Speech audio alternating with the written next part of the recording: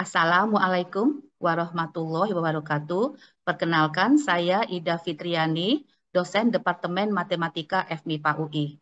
Pada kesempatan ini, saya akan menjelaskan beberapa materi dalam mata kuliah StatMat 1.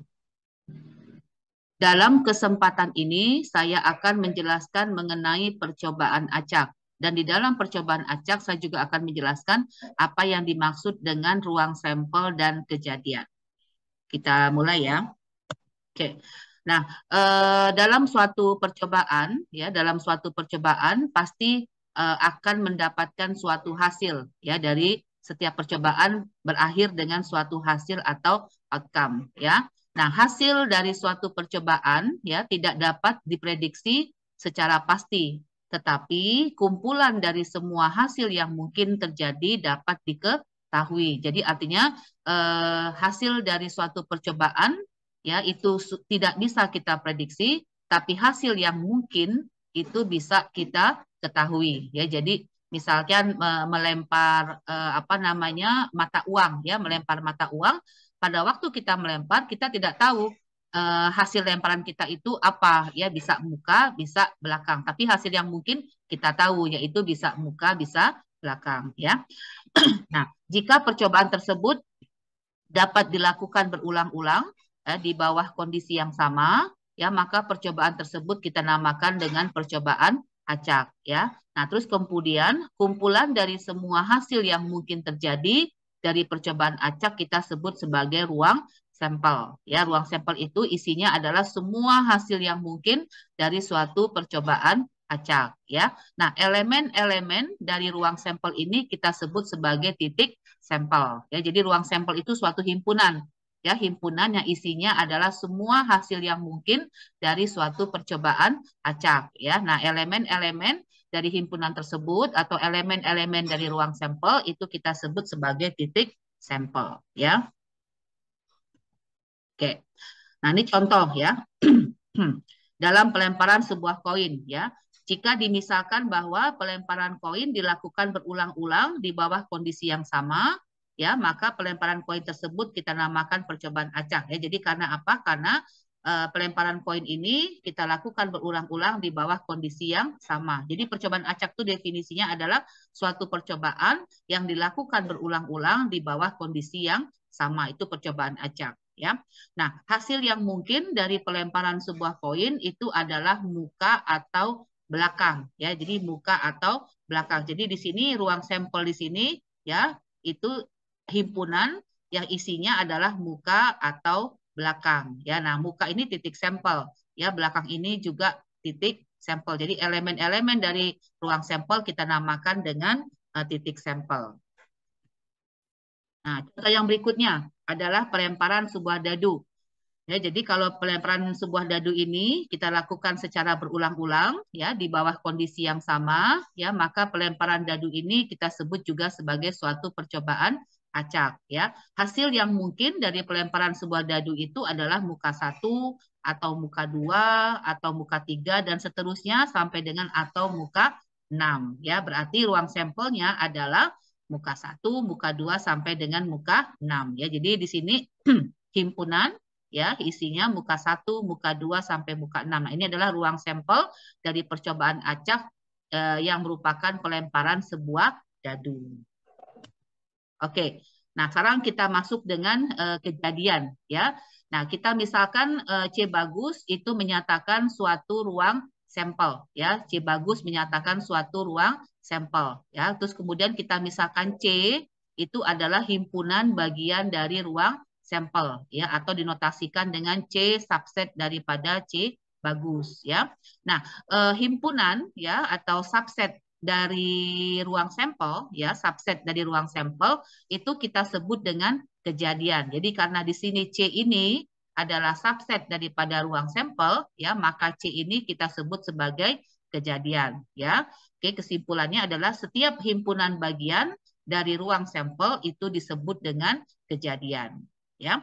Nah, kejadian C, ya, dikatakan terjadi jika hasil dari percobaan acaknya itu berada di C, ya. Jadi kalau misalnya tadi apa namanya ruang sampelnya itu, ya, kita tulis di sini, ya.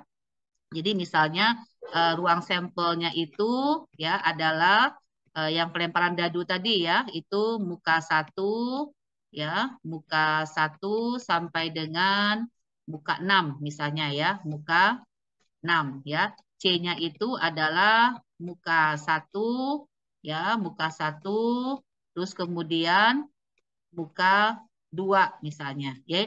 C-nya itu muka 1 muka 2 ya. Nah, ini C ini adalah himpunan bagian daripada ruang sampel atau himpunan bagian dari C bagus. Nah, kejadian C ini akan dikatakan terjadi apabila kalau kita melempar dadu, kalau dia keluarnya muka 1 atau dia keluarnya muka 2, maka dikatakan kejadian C ini terjadi. Ya, jadi gitu ya. Jadi kejadian C akan terjadi apabila kalau kita melempar dadu, dia itu muncul hasilnya muncul muka 1 atau muncul muka 2, maka dikatakan C ini terjadi. Ya, oke.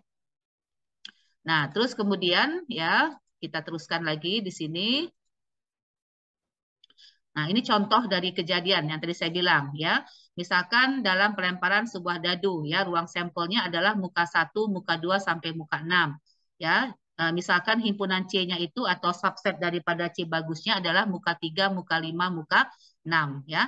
Nah, jika dilakukan pelemparan sebuah dadu ya dan muncul muka 3, maka dikatakan C terjadi. Kalau muncul muka 5 dikatakan C terjadi. Kalau muncul muka 6 juga dikatakan C terjadi. Kalau muncul muka 2, maka dikatakan C tidak terjadi. Atau muncul muka 4, ya berarti itu C tidak terjadi. Ya, jadi kejadian C dikatakan terjadi apabila hasil dari percobaan acaknya itu ada di dalam himpunan C ini. Ya, ada di dalam himpunan C ini. Nah, selanjutnya ya setelah kita mendapat mengerti mengenai definisi dari suatu kejadian dan juga kejadian yang terjadi, maka sekarang kita akan mencari ya berapa peluang suatu kejadian itu terjadi ya atau berapa probabilitas suatu kejadian itu terjadi. Nah, sekarang untuk menghitung itu ya menghitung berapa peluang dari suatu kejadian C terjadi, ya kita belajar dulu mengenai frekuensi relatif ya. Apa yang dimaksud dengan frekuensi relatif ya. Oke, kita mulai ya.